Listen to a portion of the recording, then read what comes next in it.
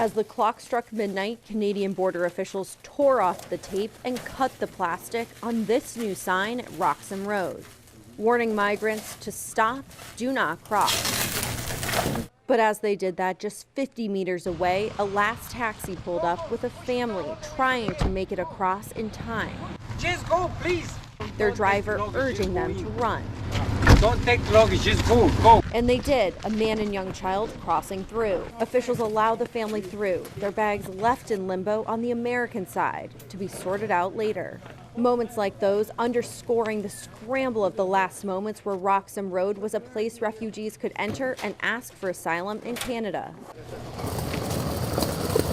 For 6 years, it's been an unofficial crossing point for tens of thousands looking to make a new life in Canada.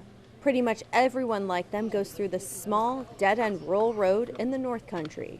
But the better services and faster immigration process they sought were in high demand. Quebec was overwhelmed by a sharp influx of migrants in recent years. And so Canada turned to the U.S. to renegotiate the Safe Third Country Agreement. Friday, the leaders of both nations announced sweeping changes that closed the loophole of Roxham Road and created this mad dash to get across before time ran out. The buses of migrants keep coming. This Greyhound bus from New York City pulls into Plattsburgh just before 4 a.m. When its passengers bought their tickets and boarded, Roxham Road was open. When they got off, they learned it's closed. And no line of cabs awaits them to ferry them along the last leg of their journey, and no instructions on what they should do next. One driver who did show up tells us in his 38 years driving cabs, he's never seen anything like this. It's bad because they're closing the border, and well, you see right now I got children in my personal car, keeping them warm.